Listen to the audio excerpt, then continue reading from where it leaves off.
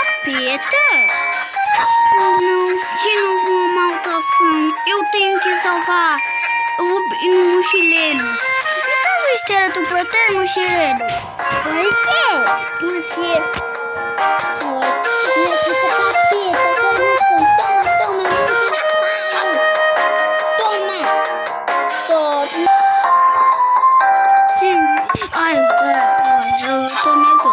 Eu voltei aqui.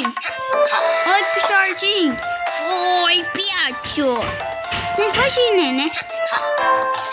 Eu vou ir lá no mochileiro pra ver se tem uma informação. Nesse telespectador que fizeram aqui. Wilson, entra aí. Oi, Pinky Mochileiro, me dá sua estrela do motor. Por quê? Porque, olha, eu minha tipo capeta, e eu sou um urso raro, olha o filho, sabe, gato? Que nada!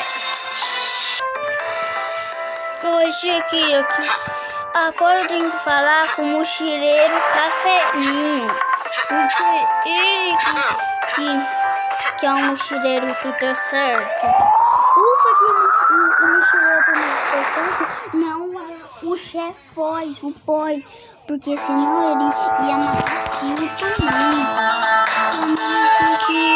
Eu vou perguntar pra você questão. E aí já não conhece.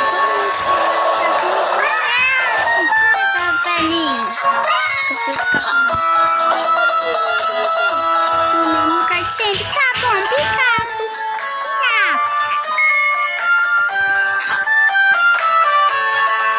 Oi, você pode me dar as esteiras que eu tô com de cabelo? Toma. É muito ruim. Ai, fica com uma voz calma, depois uma voz forte. Mas você conseguiu? Consegui. Agora eu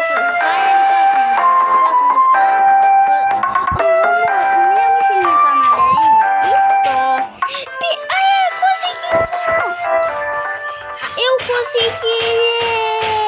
Agora cheguei no vídeo de hoje. Tchau. Primeiro só vai deixando seu like, se inscrever no canal das notificações e deixando like. Ah, e segue meu irmão PP44 e o meu primo Itachi Sumaki Kerner. Tá? Tchau! Esse foi o vídeo de hoje.